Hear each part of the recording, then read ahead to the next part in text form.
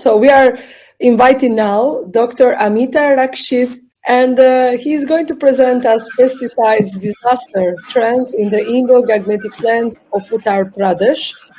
So, Doctor, the stage is yours. So what I'm going to discuss today will be related to pesticide, and this is an issue which is going to be very, very important, particularly this part of India. So where my institute is located. So this is the Indo-Gangetic plains of India, and if you just have a background of that particular study, this is a collaborative work and that we have undertaken with a multinational company, Bayer Crop Science, and also they have a sister concern which work for basically for the smallholder, which is known as Better Life Farming. So if I talk about pesticide, so pesticide, what we understand, definitely it is an essential and integral part for any agricultural practices across the different, agroecologies. And this particular compound, which I mentioned that these are very biologically active compounds with a component-specific inherent toxicity as well.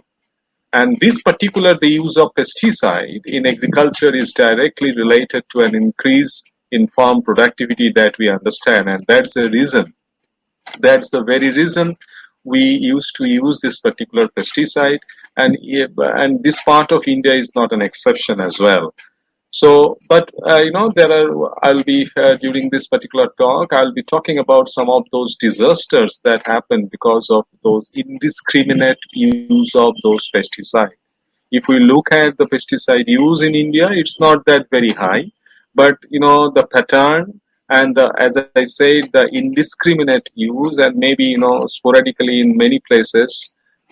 But you have application which cross that particular limit, and that actually makes this sort of particular chaoses in your ecosystem. And when we talk about agriculture in Indo-Gangetic plains, is in the process of because if we look at the agriculture over here, this is always trying to diversify the subsistence nature of farming to a production system which is basically high value crops, means which is high value crop orientation is there, whether it is related to vegetables, whether it is related to fruits. And definitely once we talk about these high value crops, we have some sort of export orientation. And as agroecology, particularly as I mentioned, that this is part of India where you have maximum smallholders. You have a smallholders dominance. If we look at total India, it's almost 1.5 million smallholder farmer is there. But if we look at this part of India, this is the Indo-Gangetic plains. It's almost cover almost 0.5 million. Now, if we look at the crop protection market size of India, I'm talking about this part of India. This is this Indo-Gangetic plain. And this basically, if you look at, because, as I said initially, it is something which is, indispensable for your crop, for your, production, productivity. But if you look at this part of India, you can see here that the use of this part of India is almost, and the market size is also very high, and the use is also extensive. 9% you have use if we look at the other rest part of India. So you have a larger share of this particular crop production chemical, which is very much prevalent in this part of India. As I say, that this is going to be in every place, in every agroecologies. We have 20 agroecological region, we have 60 agroecological sub-region and 15 agroclimatic region. So pesticide is in everywhere, but if you look at the share, definitely it's quite variable. So I talked about the market size because once we talk about which is evident from that particular statistics that we have a huge market, and these pesticide markets in India, if you talk about pesticide market, And from 2017, we have GSTs being imposed, particularly on pesticides. So it's a huge growth of pesticide market, as well as the business has grown up. But at the same time, there are few major players who actually taking most of the decision, particularly related to this pesticide market in this part of India, whether it is, as I say, maybe BSF. Because once we started this study, initially we just make the sort of transact study as well, to just get a sort of idea that what is the share of different companies, whether it is Syngenta, Bayer, BSF, everybody is there, but there are a few small companies or small startup are also are there. Look at the ground reality, because once you are using this particular pesticide, definitely it is going to move through this particular soil, water, crop, and animal, this continuum. So definitely in every part there will be residue, whether it is in crop, whether it is in soil, whether it is in water, or whether it is in animal. You can start with that particular maybe the smaller animals and then larger animals. And in everywhere, particularly when we had a study, particularly with reference to few particular pesticides, which was most prevalent 10 years back, with reference to carbendazim, chloropropane, and chloropyrifos. And so this was the statistics which we observe.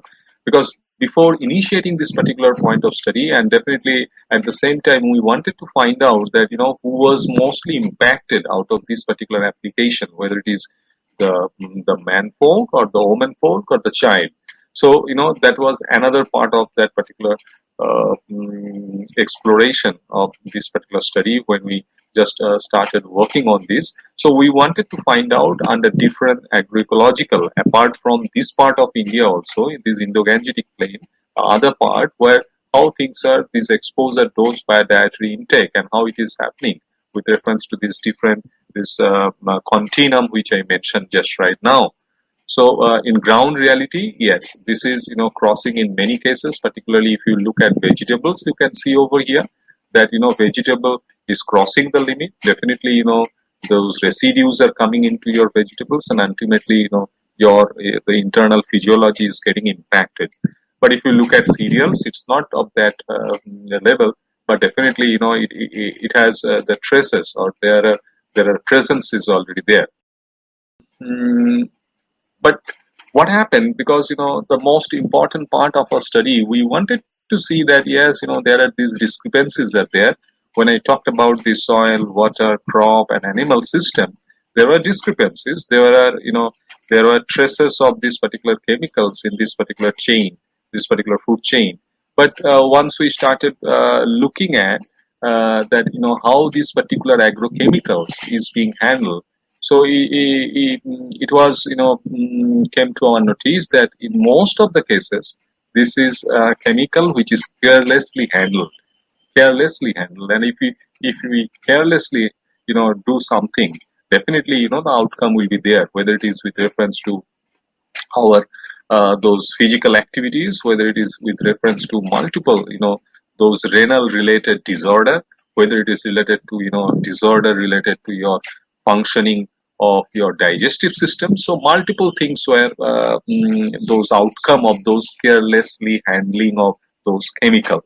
And if we continuously going to do that, definitely there the community as a whole is getting impacted. So once this particular, when I am talking about that, its movement throughout this different cycle, starting from soil, then water, plant, and animal. So this is an alarming, detrimental to health and environment as well. Means the ecosystem, it is impacting your ecosystem as well as those ecosystem services, because there are microbes who are useful in putting some sort of efforts in making an ecological niche area. So they are also getting impacted, apart from all your natural resource spaces. What I am trying to mean is your soil, water, and air. So this is an detrimental, because ultimately it is going to impact your internal physiology. I mentioned about those particular renal disorder. I mentioned about those the digestion systems as well as I mentioned about there are many paralytic diseases are also coming up. So these pesticides cycle flow from soil to water and water to this particular and vice versa. This is happening. So this has creating some sort of already created some sort of alarm. But unfortunately, this part of the sensitivity was not of that kind to those particular small holders. Means because our target was the last man in the row, the particularly the farmer, those landholders having a very small size of farm who is actually using this particular pesticides. They're not well aware of this particular detrimental effect which is impacting in multiple domain, whether it is starting from their natural resource base, whether it is the ecosystem, or whether it is the environment, or whether it is their own health. So what happened with that particular context? We started working with Bayer crop science. So we started communicating, and we find out some particular places and particular villages where we started or initiated this particular study. There we based on different age group we selected those particular farmer group. We also selected those self-help group as well, right? And now I'm going to talk about those particular different sort of initiatives that we started. That means our intention was that we wanted to sensitize the lethal, the detrimental impact of this particular pesticide to their own health as well as to their ecosystem. So whether that sensitization is already there, whether they are well aware of what is the negative impact of this particular pesticides, or whether they are ignoring this particular, so that we wanted to see. So we initially took few informations. We made some questionnaire, and then we our students and those particular groups, they started having a dialogue with them, and then once after having a dialogue, they then started sensitizing them, particularly with reference to the use or misuse of this particular agrochemicals. And then once this particular sensitization process is over, then again we just go back to them. We have again a chat or dialogue with them, so as to find that whether this particular sensitization or exposing to those particular whole gamut of these pesticide or these detrimental impacts, whether have made any impact on them or not. This was our key assumption, that agriculture trainings are an essential pillar, right? It is whether it is with those MNCs, as well as we do also understand that, well, this is going to impact them, especially safe use trainings and generate some sort of impact. And definitely, as I say, that we also took that decision that we'll be measuring that particular impact, that what sort of impact has actually happened within themselves.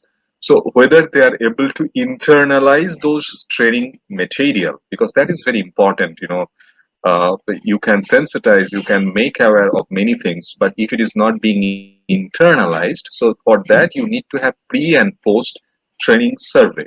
So that was that particular thing I mentioned, that so we wanted to identify those meaningful change, that impact, right, made at smallholder level, because we are not basically worried about those large holders, because these small holders, they are making a huge impact, whether it is to our food grain production, whether it is to the agricultural productivity in totality through.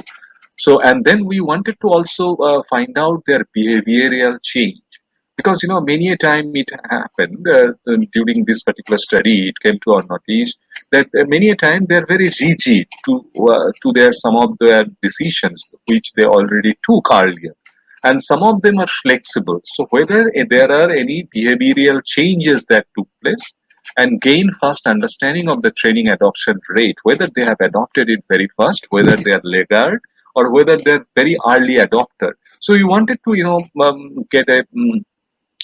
get some sort of information related to this as well.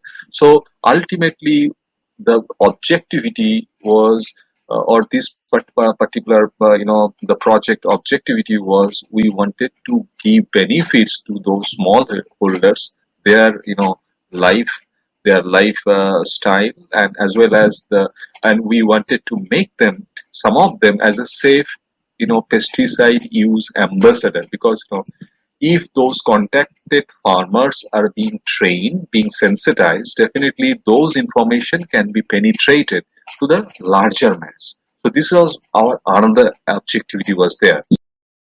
So, and then we did this sort of experimental study. I already mentioned about this particular, that yes, the smallholder working with BLF in Uttar Pradesh, and smallholder working with those particular students from BHU, because we also wanted to look at this particular point as well, because whenever there is people from multinational company, they are going to interact with pharma, what is the impact? And when the university people, particularly the student community, they are having an communication with those small farmers, what is that impact? Whether students impacted more, or whether those multinational company representative, they are taking more impact on them.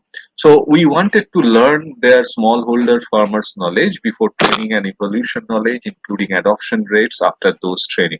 So this was the number of farmers they have been contacted. This is 190, and this is BLF Pharma. Why I'm saying this is BLF Pharma? This is BLF Pharma, basically they are attached to mostly with those particular better life farming group, because they also undertake multiple activities in farm level. And BHU means the university, they also undertake some activity in the farm level as well, means with the small holders. So these are the different chunk of population which has been contacted, which has been having which they started working or making those dialogues with them. And then this was before training, and this was the after training, means initially the number was higher, but after the training, many of them were reluctant, they were not very very casual in they were not ready to give those feedbacks, because many of them were actively involved in some of those other activities. So these interactions were going on for a successive few months, and mostly we taken care of the particularly, because if we look at the pre-training and post-training, so this was this was almost 1 month activity people have undertaken. Mostly they moved every day. Maybe in a single day they may be interacting with a single farmer, or maybe sometimes you need to put more efforts to interact with a single farmer, maybe 2 days, 3 days even for with some of the cases. So this was the case. This was the design, how we plan to interact with those particular farmer. Now I'm going to talk about the results. Yes, you can go ahead the next slide, and the study results. What was our finding, means how those trainings have impacted. So what was the observation? If you look at this data, and if you look at the pre-training and post-training data, so that has made it very simple, and that has made it pertinently, and this is something which is coming up without any confusion, that 94%, that means majority of the farmers are aware of your counterfeit products. Whenever the farmers or the smallholders, they use pesticides, because counterfeit products is something which is a spurious material which may not be having a good quality. So 94% farmers are aware of counterfeits, and 74% rejecting them, as opposed to only 6% pre-training. So when it was pre-training, when initially those groups they contacted and had a chat and dialogue with those particular group of farmers. So initially they were reluctant, but once this training was over, so then they become, well aware of this particular about this particular counterfeit products, and then they started, rejecting it. That is the wonderful part of it. Do you reject those counterfeit products? Are you aware of counterfeit products? This was, the few questions which we initially asked, and then we said that do you reject these counterfeit products? So you can see that there is a distinct change. So that means the awareness level after this particular training has increased. If we look at the the share of farmers, particularly reading levels and following a prescribed dose, because it is there within your particular container. It is everything is there. So it is the responsibility of that particular smallholders or the farmers to read those instructions, because these instructions are all also given in regional languages also, because in India you have a diverse language. In diverse, if you move to different states, you have diverse language, and in those particular pesticide container, these particular informations are being given in multiple languages. So what was our intention? What we wanted to look at, we wanted to make sure that whether they go through those labels or the package before they use, whether they go through the contents, and even if we go to the content, and should the application be done on the prescribed, because there is also mention of the dose of a particular, whether it has to be applied at this particular days after transplanting, whether it has to be after this much days of sowing. So what is that, and whether you can harvest this particular produce after application of this particular pesticide for 7 days or whatever it is. So the outcome is there is an increased share of farmers reading these labels after that particular sensitization program, or those sensitization or those dialogue which was made between those farmer group, or those self-help group or farmer group, or those smallholders. So that means there is a strong increase of in farmers always reading the label, which is a good part of the whole initiative. So post training, none of the farmers mentioned that levels were difficult to understand, because nowadays, if we look at the literacy, the proportion of those literate and illiterate farmers, most of them are literate farmers. So it's not an issue to go through those contents as well as the material, because those particular contents are very written in a very lucid and very simple language. So farmers' insight is originally low rate of level reading due to farmers perceiving the level instruction are outdated, because initially when we had those dialogue, they have that sort of perception that those informations are not that very good, and that they are not mostly they are outdated. So it's not necessary. So it is better to just ask those particular shopkeeper that what about the dose, rather than going through the the material, the content within that particular that particular container. So, and next, which is the other important part, is that improved handling of empty containers, because once those particular containers after use, whether it is a packet, whether it is a those any form of packet made up of aluminum foil, or maybe package of simple those container. So whether they are going to put it in the form as such, whether they are going to just just make those waste product into a particular place where they dump it.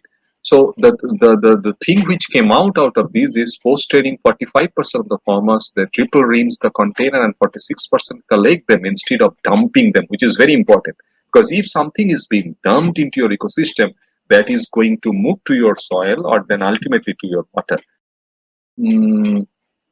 And there is an increased adoption of different types of personal protective equipment, which is very, very important, because in this part of this agro-ecosystem, the most of them are not well aware of those different personal PPE equipment, that what need to be done, what are those, and even those PPE handling those particular chemicals, the availability of those materials are also not that very in adequate amount. So the point which came up that yes, there is a clear positive change of almost 50% of the farmers not wearing any PPE to a majority of 1% after post training.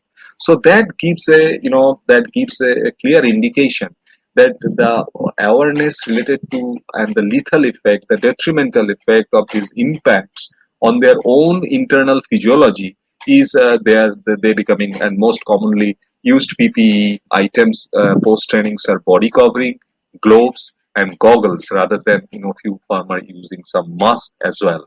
So that sort of because they are also innovating some sort of some time to use those particular protective equipment so as to get rid of this particular pesticide. Uh, so smallholder farmer mostly derive value from this training and ask for repetition, which is most important because the next time when those person who were having a chat and dialogue with this particular group of farmers, so they were asking for a repetitive training as well as they were asking they were very convinced and they were able to take value from this particular group of training. And the most important part was that none of those training beforehand, because they were giving this sort of perception that that was more concerted or more concentrated on their own health. So this was the first time these awareness, these sensitization is being made, particularly related to their own health, because whenever they are spraying it, they are applying it. So okay, ecosystem is getting impacted, but at the same time, they are also getting impacted mostly and directly. So more than half confirm the development of a technical skill set, and they understand that because you need to have a technical skill set as well, with preference for gaining more practice, and more practice means more training. Mm, and then the farmer's attitude towards your safe use changed positively, full adoption rate of 83%. The my attitude towards the training content has changed positively. There are multiple questions we ask. If we look at these particular questions, you will be able to see that there is a positive framework or mind setup has changed towards the safe use mostly, because it is they wanted to take care of the nature art as well as themselves. So if I just go ahead with the key takeaways, this is the last slide. So the training, these particular results that clearly stand out, that well, after this intervention of this mediation, the quality of farming, 75% of the smallholder farmer mentioned that the training increased their quality of farming.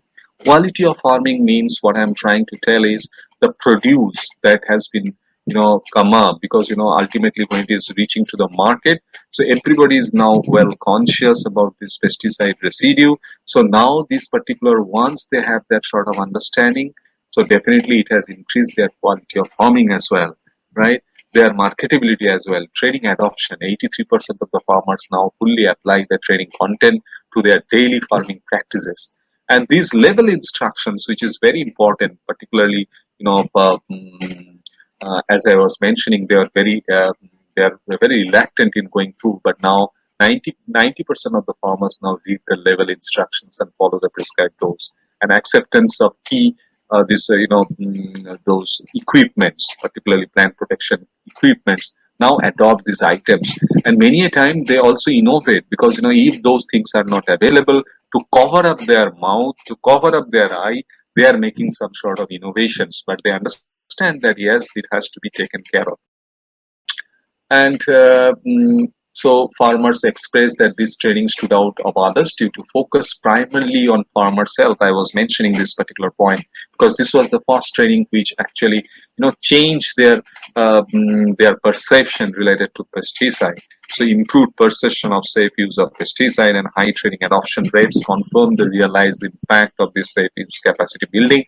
And now those particular persons or those particular farmers, they are becoming the ambassador, the safe use ambassador, and for a greater, greater reaching those greater volume, whether I'm talking about with reference to the number of farmers, because if we wanted to penetrate those different smallholders, definitely we need to have those leaders, who is going to take those decisions and can, make aware the rest of the people. These training adoption rates underlie the effectiveness of our safe use training, and this pilot study actually confirms the positive impact of the safe use capacity building among smallholders.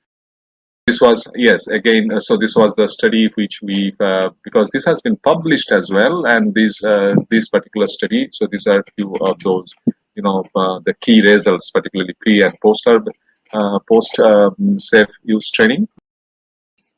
I must acknowledge these are the group who has collaborated with us. I mentioned about the better life farming and the biocrop science, and at the same time, I also must convey my sincere gratitude to the Department of Science and Technology, Government of India, Uttar Pradesh Council of Science and Technology, GIST, and Coromandel for funding this particular program in multiple ways.